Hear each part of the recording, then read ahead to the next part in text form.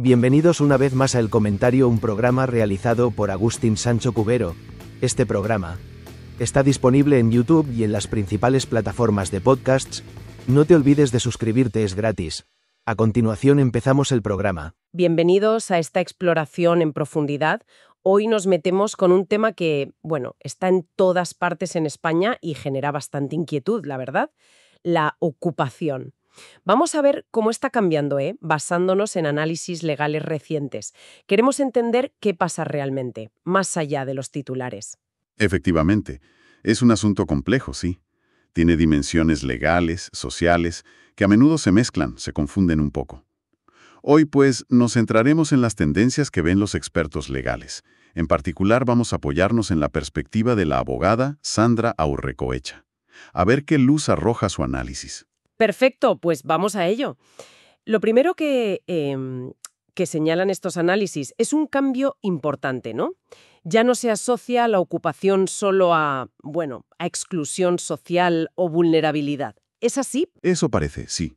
A ver, no es que esas situaciones no existan. Claro que existen, y son parte del problema. Pero lo que análisis como el de Aurrecoechea ponen sobre la mesa es, la aparición de grupos distintos, grupos organizados, que actúan deliberadamente.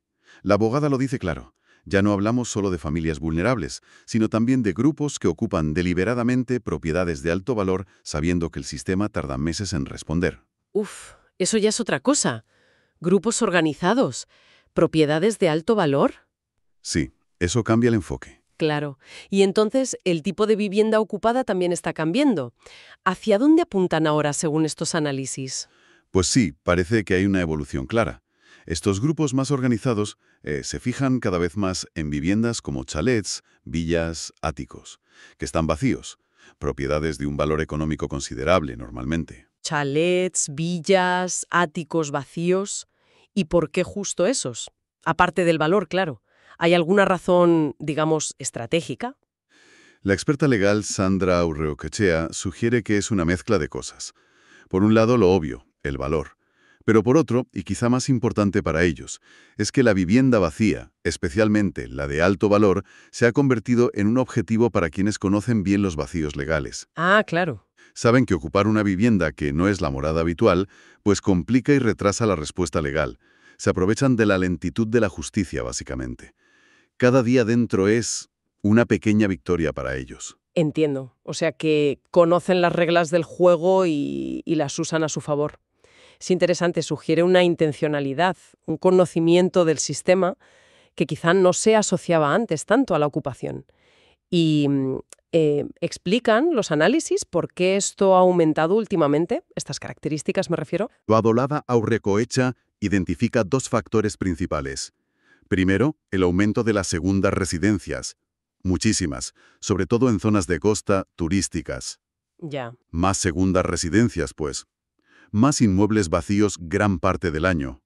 Más objetivos potenciales. Lógico. Y segundo, relacionado con esto, hay más viviendas vacías en general, pero sobre todo en zonas de pasta, de alto poder adquisitivo, justo donde están esas propiedades de lujo. Más oferta de objetivos premium, por decirlo así. Exacto. Más oportunidades y de más valor. Vale. Ahora, para entender bien por qué el sistema tarda meses en responder, como decía la cita, hay una distinción legal que es clave en España. Los análisis insisten mucho. ¿Nos puedes aclarar la diferencia entre allanamiento de morada y usurpación de vivienda? Porque parece el quid de la cuestión, ¿no? Es fundamental, sí. Es lo que marca toda la diferencia en la respuesta inmediata. A ver, el allanamiento de morada es cuando alguien entra ilegalmente o se queda en la morada de otra persona. La clave es morada, el lugar donde vives, donde desarrollas tu vida privada.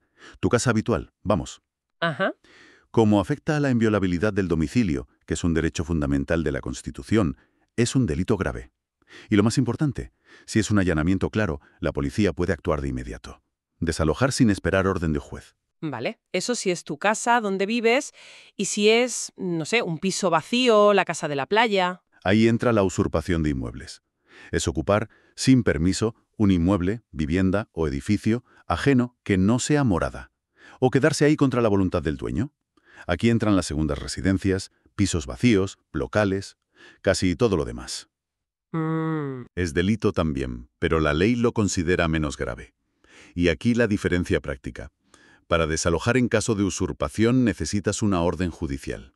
La policía por sí sola no puede intervenir para devolver la posesión. Hace falta el juez. ¡Ostras! O sea que no es solo cómo se llama legalmente, es que cambia totalmente el cómo actuar y sobre todo cuánto se tarda. Si es tu casa, policía y rápido. Si es otro piso, a esperar al juez. Exactamente. Esa es la diferencia capital y explica mucho del problema actual, sobre todo con estos grupos organizados que van a por segundas residencias o pisos vacíos.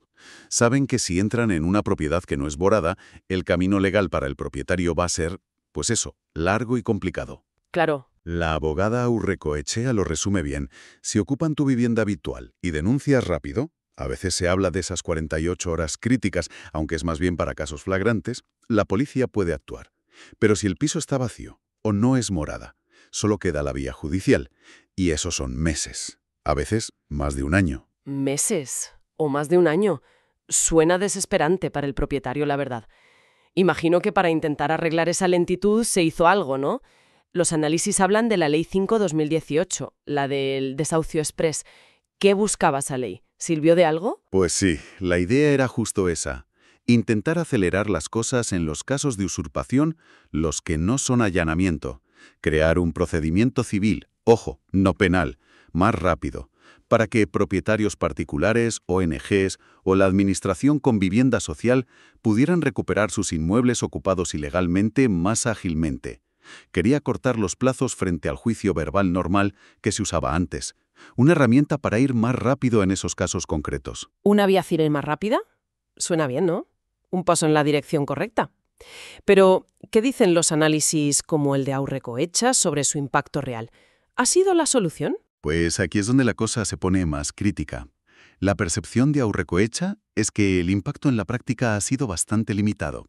No ha sido la revolución que se esperaba, vamos. De hecho, su análisis va más allá.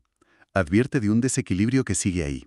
Llega a decir que el marco legal español sigue ofreciendo una protección desproporcionada al ocupante frente al titular legítimo. Es una afirmación fuerte, ¿eh? Protección desproporcionada al ocupante. Choca un poco, ¿no? Si la ley buscaba proteger al propietario, ¿a qué se refiere? ¿Por qué la ley express no es tan express ni tan efectiva según ella? A ver, apunta a varias cosas. Por un lado, incluso con esta ley, los trámites judiciales tienen sus tiempos mínimos. Notificar, que se puedan oponer, la vista si hace falta. Lo de express es relativo si lo comparas con la policía entrando en un allanamiento. Sigue siendo un juicio, lleva tiempo. Ya. Pero hay otro factor que según la experta es clave y a menudo frena los desalojos: la intervención de los servicios sociales. Los servicios sociales. ¿Y cómo entran ahí en un desahucio por ocupación? Pues mira, si los ocupantes ya en el juicio dicen que están en situación vulnerable, que tienen niños, que no tienen dónde ir, el juzgado tiene que avisar a servicios sociales. Estos tienen que mirar el caso, hacer un informe, y mientras lo hacen y buscan una solución para esa gente si es vulnerable, el juez puede parar el desalojo, suspender el lanzamiento, que es el término técnico. Vaya. Y esa suspensión puede ser de semanas o incluso meses. Depende de la comunidad autónoma, de la carga de trabajo que tengan. Entiendo. O sea que alegar vulnerabilidad activa un protocolo social que en la práctica puede parar la recuperación de la vivienda, aunque empezara con una ocupación ilegal. Esta parte del problema actual, sobre todo con los grupos organizados, sugiere que estos mecanismos de protección, pensados para gente que de verdad lo necesita, pues, pueden ser usados estratégicamente por algunos para ganar tiempo. Para quedarse más tiempo en el piso. Claro, usar las reglas a su favor. Eso es. No se trata de quitarle protección a quien la necesita, sino de señalar cómo las reglas del sistema, incluidas las garantías sociales, pueden ser instrumentalizadas por quien se las sabe. Y esto nos lleva a preguntarnos si las herramientas legales que tenemos hoy son adecuadas para estas nuevas formas de ocupación. Vale, el panorama es complejo. Una diferencia legal clave, morada versus no morada, que marca los tiempos, una ley que intentó agilizar pero se queda corta, y la variable social que puede frenarlo todo. Con todo esto, ¿qué recomendación práctica dan estos análisis a un propietario, sobre todo si le ocupan un piso que no es su casa habitual? ¿Qué es lo primero que hay que hacer? La recomendación principal de Aurrecoechea es doble. Y parece contradictoria, pero no lo es. Actuar súper rápido, pero siempre, siempre dentro de la ley. Cada hora cuenta, sobre todo al principio, pero cada paso tiene que ser el correcto. La tentación de atajar puede salir mal. Rápido pero legal. Eso sugiere que hay cosas que un propietario desesperado podría pensar en hacer, pero que serían un error. ¿Cuáles son esas líneas rojas? ¿Qué no hay que hacer nunca? Sí, el análisis es muy claro ahí.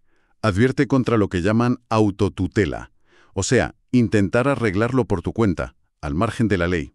Cosas como cortar la luz, el agua, el gas, cambiar la cerradura si sale en un momento, o incluso intimidarles para que se vayan. Todo eso totalmente desaconsejado. ¿Y por qué? ¿Qué pasa si haces eso? Uno pensaría, es mi casa, estoy en mi derecho. El problema es que esas acciones, aunque entiendas la frustración del dueño, puede ser delito. Cortar suministros básicos, cambiar la cerradura impidiendo entrar a quien está dentro, aunque sea ilegalmente. Un juez puede verlo como un delito de coacciones. ¡Ostras! O sea que el propietario que intenta tomarse la justicia por su mano puede acabar denunciado. Exacto. Podría meterse en un lío penal. La conclusión del análisis legal es tajante.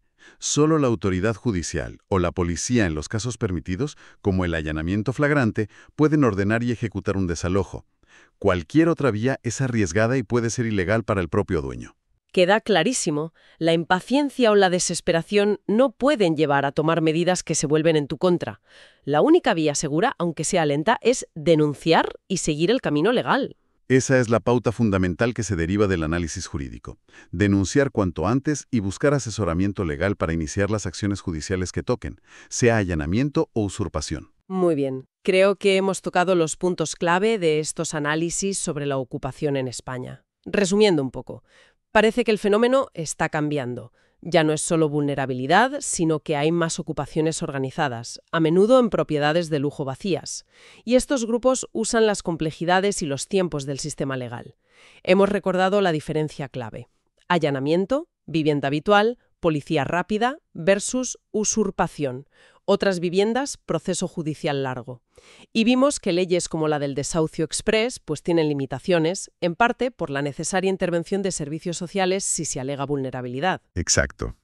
El análisis que hemos seguido, el de Sandra Aurrecoetxea, dibuja un escenario complejo. Una tensión entre derechos, propiedad, inviolabilidad del domicilio, protección social. Y quizá como reflexión final, para darle una vuelta, si el marco legal intenta equilibrar todos estos derechos legítimos, ¿cómo podría ajustarse? ¿Cómo ser más eficaz contra estrategias organizadas que explotan sus garantías y plazos? Pero claro, sin debilitar las protecciones para quienes de verdad las necesitan. No parece una ecuación fácil de resolver, la verdad. Hasta aquí esta edición del programa del comentario, un programa realizado por Agustín Sancho Cubero. Este programa está disponible en YouTube y en las principales plataformas de podcasts. Hasta la próxima edición del programa. Muchas gracias. Dirección y realización Agustín Sancho Cubero.